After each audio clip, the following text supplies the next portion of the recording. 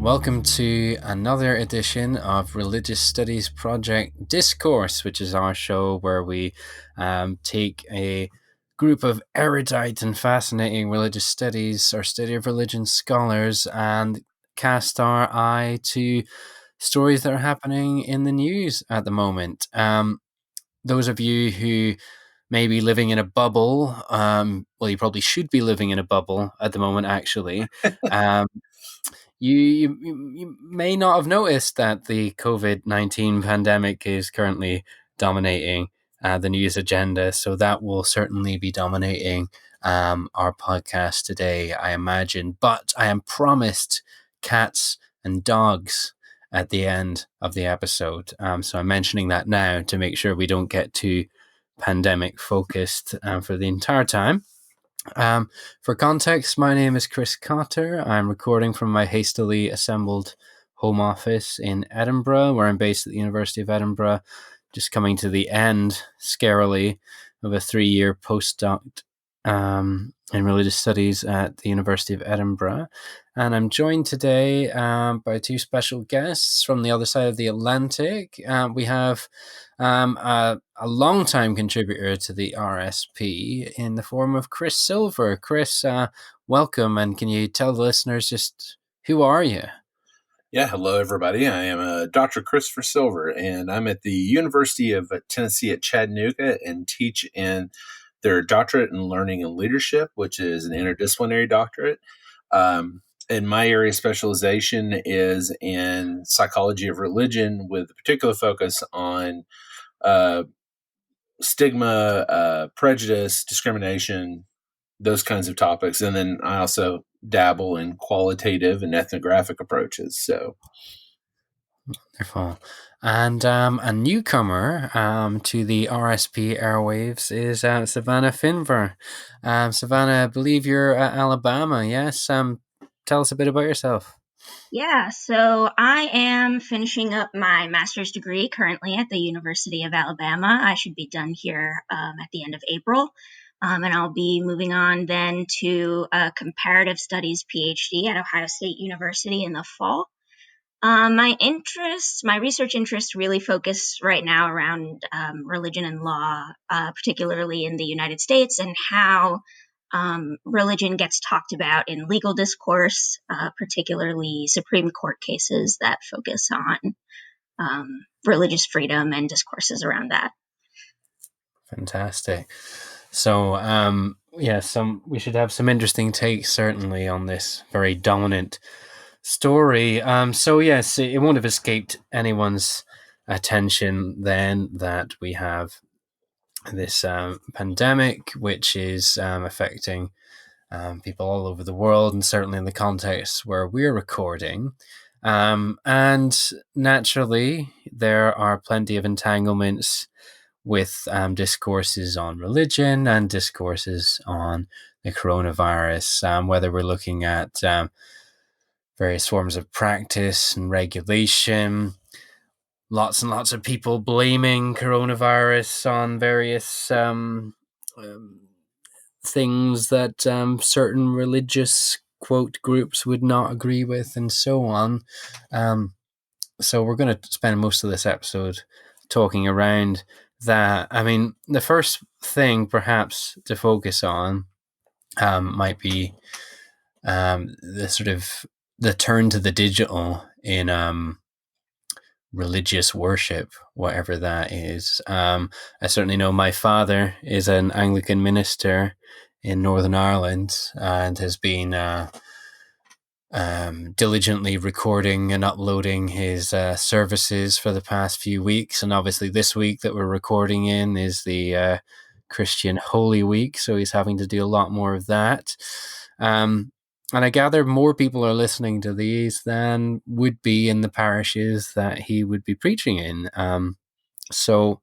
We've got a lot of people adapting to trying to present their groups' worship practices in an online format, and also various restrictions on public gatherings and so on, and people rubbing up against the sort of secular state legislating on matters religious. So I thought perhaps one of the two of you might have an example to sort of kick us off with on this broad topic of sort of the interaction between practice and I suppose social distancing that's going on just now.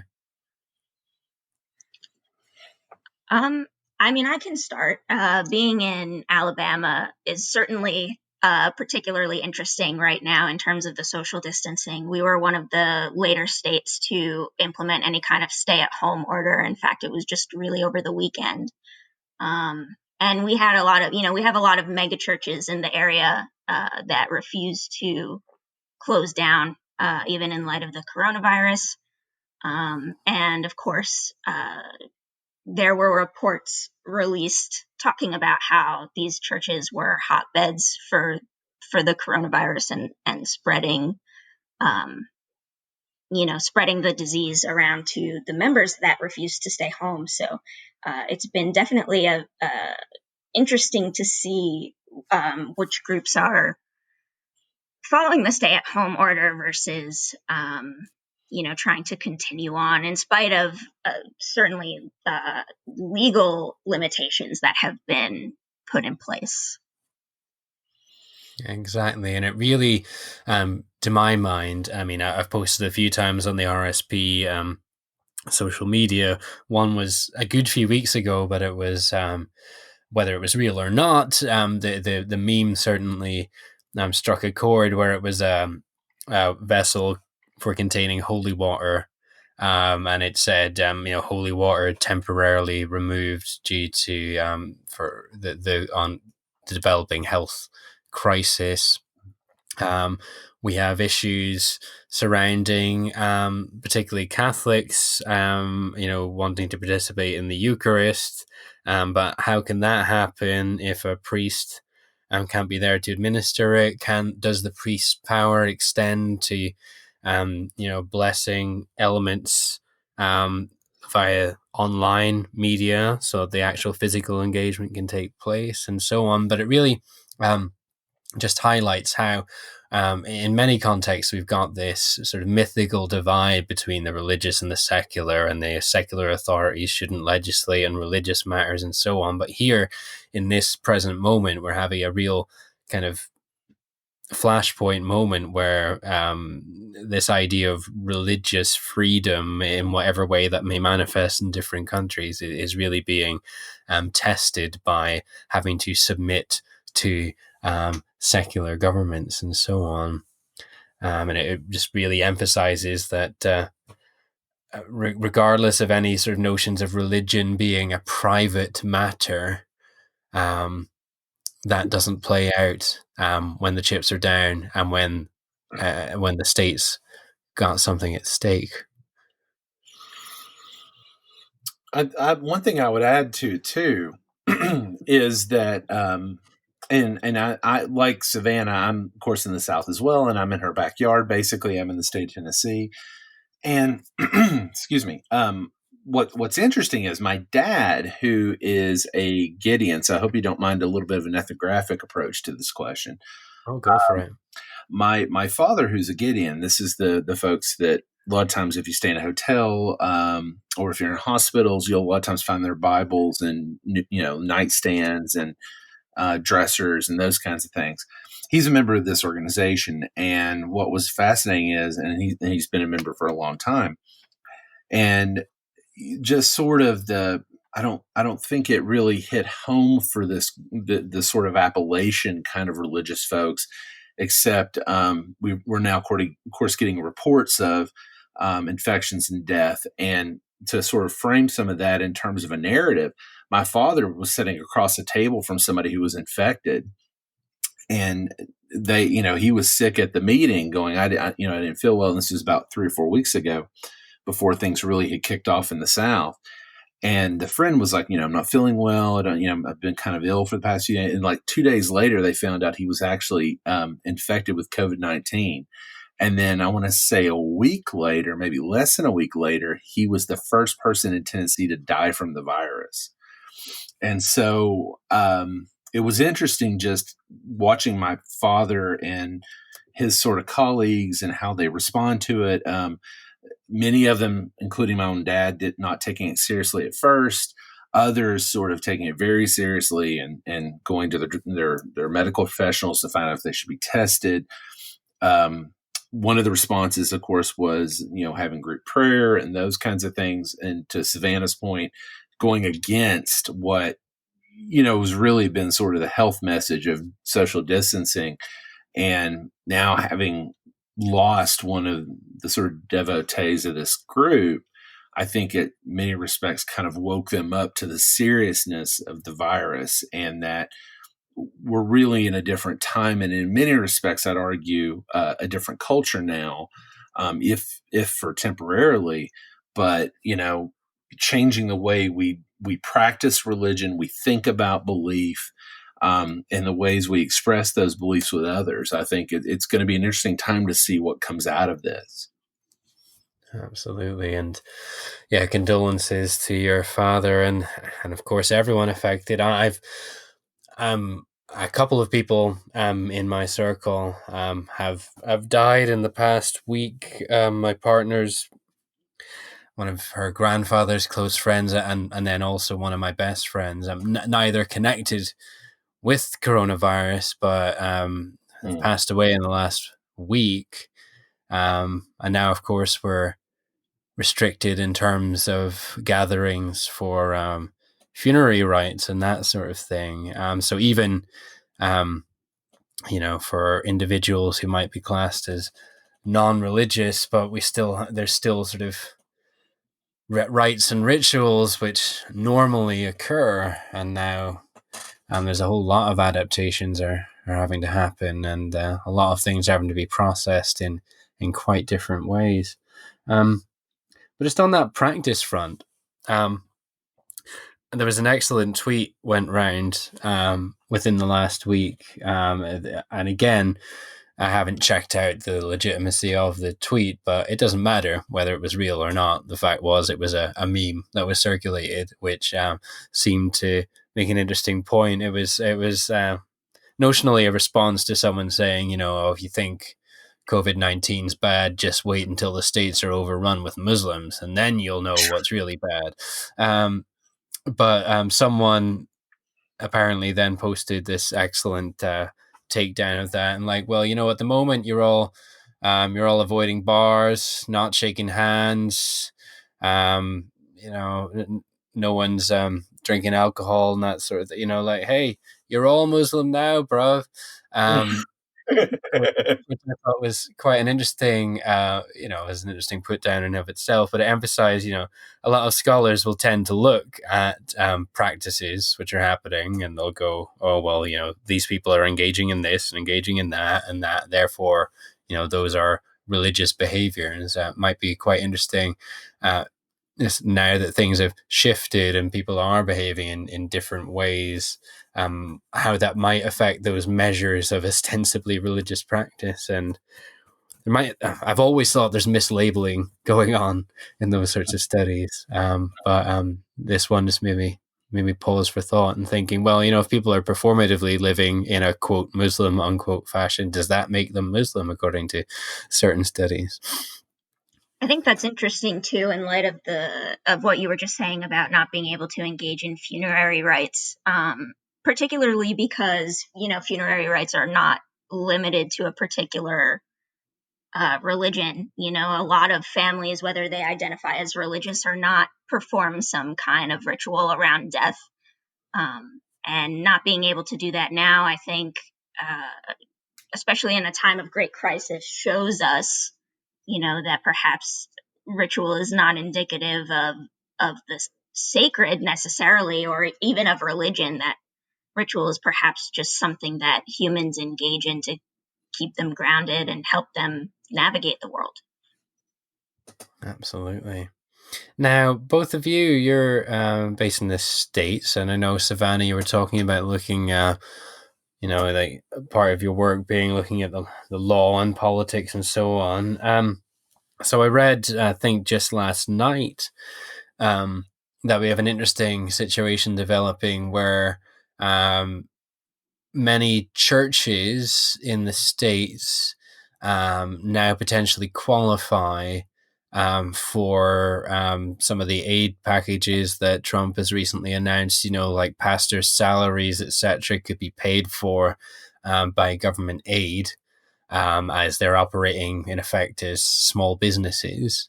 And then naturally, there's been a little bit of a kickback against that because of the no establishment clause. I just wonder if either of you have if you read any more about that or heard any more from your local context. I did hear about it. I didn't look into it in too much depth, but it does remind me a lot of the Hobby Lobby case, which I looked at partially for my thesis, because in one of the, I've been looking at the Satanic Temple for my thesis, and one of their court cases relied heavily on Hobby Lobby in terms of the religious freedom rhetoric. And in the Hobby Lobby case, of course, Hobby Lobby was determined to be a closely held corporation, which meant that it had the same rights as individuals. And I think that Trump's response to the current situation in terms of saying that, churches are essential and offering aid to,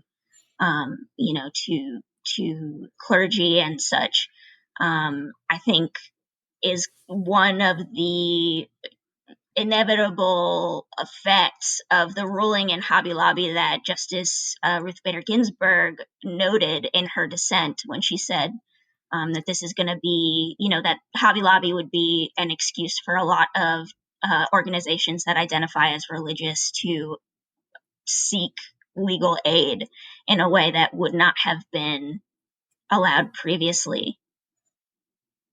Absolutely. Chris, have you any thoughts there? I mean, one of the challenges, of course, becomes and this has been the case, particularly in Tennessee and some other southern states, and I'd love to hear Savannah's thoughts on this. One of the challenges, of course, is what does the state view as authentic religion, and where we've seen this in the past, and I think I might have even mentioned it on a previous RSP podcast, is the role of the clergy in marriage and who constitutes legitimate clergy and who doesn't. And so, for example, the Universal Life Church is now currently has a suit filed against the state of Tennessee related to what they claim is legitimate clergy, and that they have just as much of a right to quote unquote ordination as any other organization that wants to. And so, I think where this gets also interesting is that, following Savannah's logic here, which I appreciate, it's like, then does this also mean that if I'm a Universal Life Church minister, quote unquote, am I also can I qualify for compensation? Do I qualify for some kind of support? Especially if, and you can make this, while it may seem comical, you could make this a legitimate claim if you're one of your ways and your sources of income is serving as an officiant of weddings, or or celebrant, or any other of these kinds of roles. In theory, you would be potentially legally entitled to that compensation as a small business, just like any other faith tradition. So there are definitely long-term implications to some of the decisions that we're seeing made now.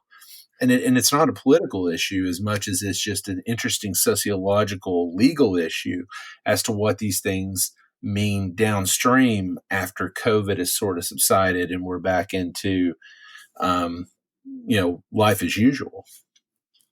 I'm very interested to see, what is going to happen when the Satanic Temple, or when the Scientologists, or when the Pastafarian ministers, are now suddenly applying for aid. Absolutely. Yeah. I think it would be really, really interesting to see how that pans out and what the legal response is, because, of course, regardless of prior precedent, the court can rule either way. And as we know, we have a very conservative Supreme Court right now here in the States.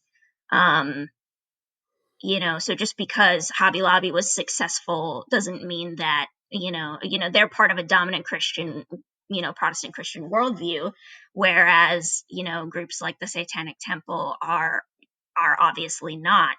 And it's very, very much in the purview of the Satanic Temple to get involved in things like this, to use exactly this kind of experience as a way to critique the category of religion and critique the legal privileges that are associated with religious groups. So, to my knowledge, they haven't reacted yet, but I'm fascinated to see how it's gonna pan out for sure. It's interesting, Savannah. I had a friend of mine who was a theologian, Southern Baptist theologian, I should say, who made a great point about the Satanic Temple. Was saying that in some ways we sort of see these apocalyptic kind of prophecies coming true of good being bad, bad being good. But the joke, of course, is he's like, but probably not in the way that Christians would like to see the prophecy play out, right? Yeah, for sure. Yeah. Absolutely. And this is all making me think. I mean, this isn't directly news related, but in the last week, I've been grading student essays, and one was a sort of it was applying a Marxist critique to contemporary forms of humanism, and they were particularly writing in the UK context. And there was a line in the essay that really got me thinking, and then I posted a bit on Twitter and had a bit of dialogue with some colleagues, and then Tim Stacey sent me an excellent forthcoming chapter that he has. But the thought process was something along the lines of, so humanists in the UK, they are a charitable organization and such. And I think that the student was making the point that Marx probably wouldn't be too much of a fan of contemporary humanism because it's marketing itself as a sort of way of life or life stance, something mimicking a religion as opposed to being political, ideological, and revolutionary. And she was pointing out how, or they were pointing out how, humanists' hands are tied because if they say anything too political, it might offend various members who may be across the political spectrum and so on. But it got me thinking, and then Tim's article was excellent. So unfortunately, I can't circulate it, but just we were talking about how once, sort of by being granted the status of being a religious group or a religion-like group, in the case of something like, say, the British Humanist Association, it sort of defangs their potential to go against the sort of neoliberal state, as it were. Once you've been granted that status, it's kind of a way of, yes, there are exemptions and tax breaks and so on, but it seems to bring with it an element of, well, now you can't really speak out and do anything that the state wouldn't agree with. But the flip side of that, as David Robertson pointed out, well, groups that do speak out against the state or do challenge neoliberal principles, they aren't granted that status. So there's this sort of constant reinforcement that the status comes with privileges, but it's a way of regulation and control. And so we're seeing it now in terms of which groups are deemed worthy of receiving aid or deemed to be performing essential social functions will be those ones that don't offend the principles of the neoliberal capitalist state. And Tim's article was doing a lot of work, exploring things like environmentalism and so on, and how, an environmental group might be granted special status as like a charitable institution, provided all it's really doing is, picking up litter and telling people to recycle more.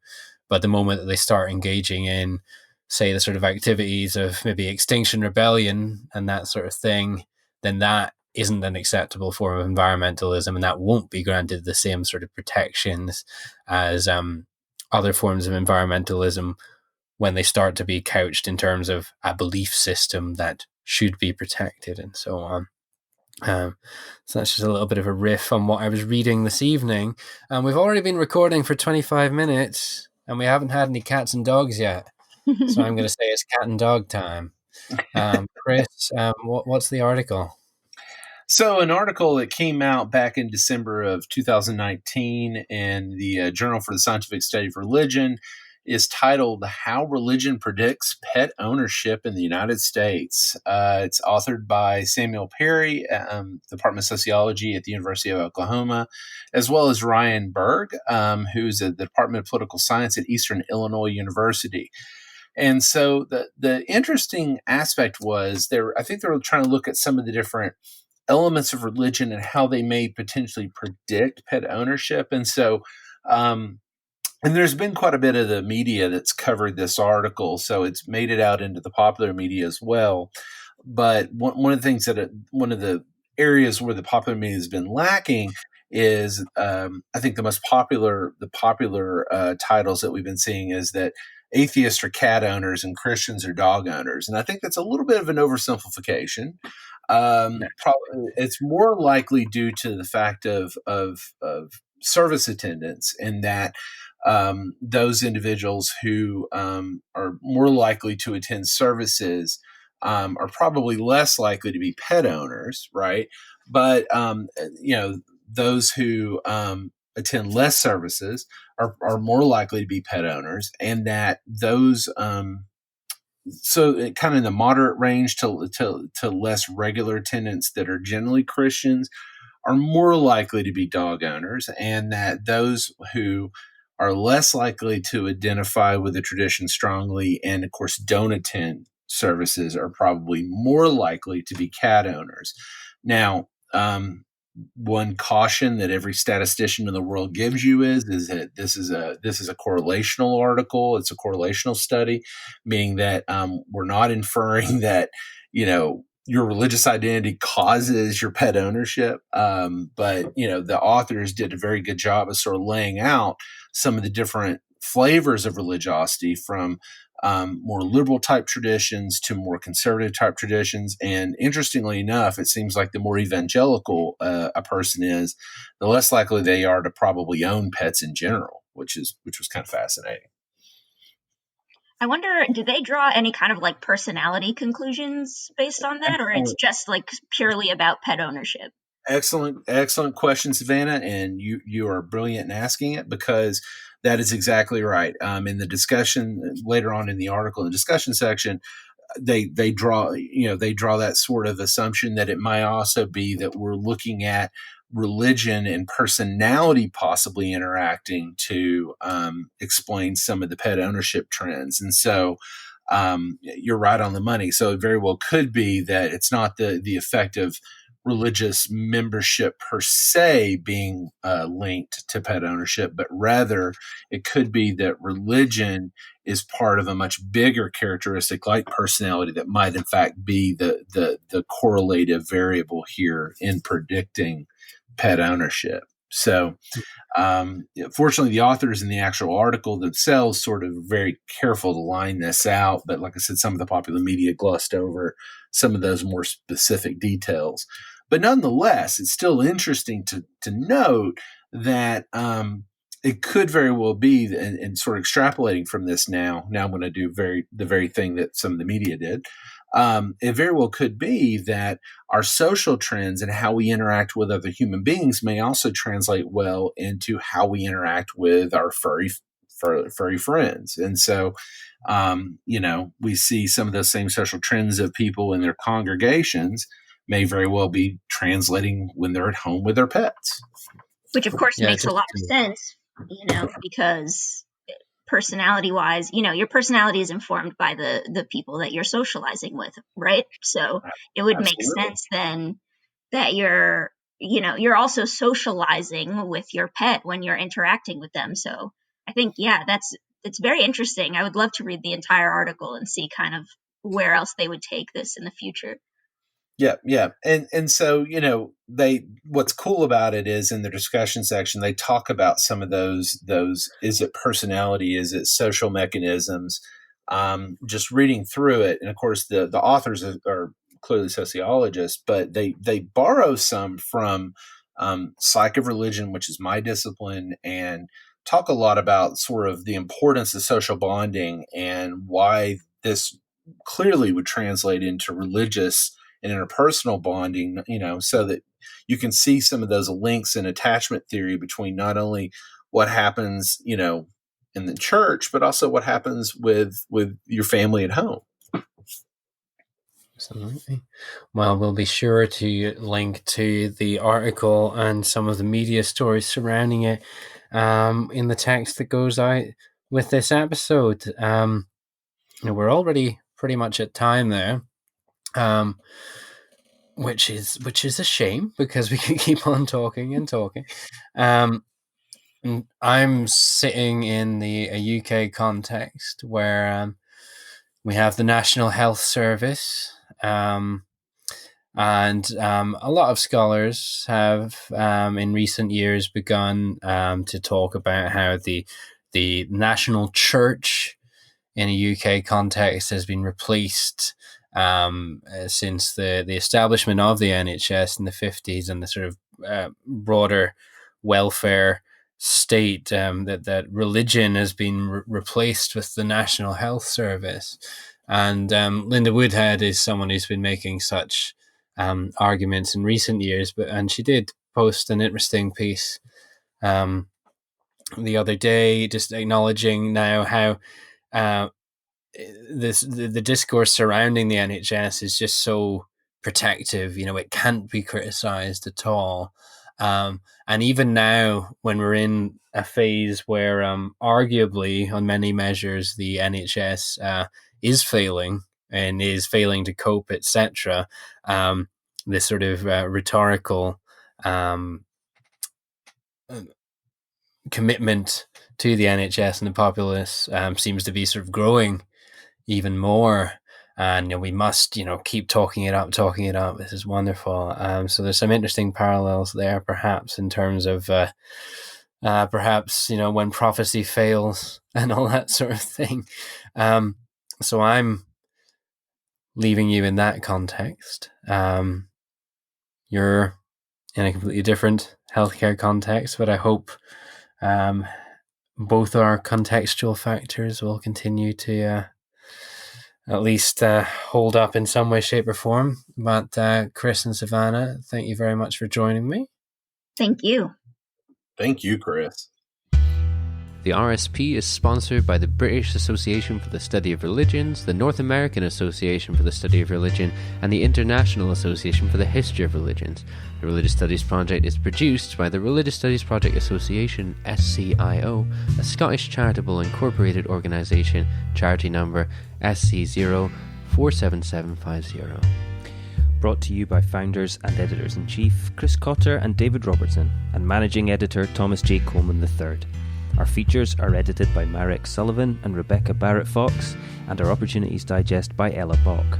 Podcast transcription by Helen Bradstock, with audio editing by Gregory Schneider and Samuel Ward.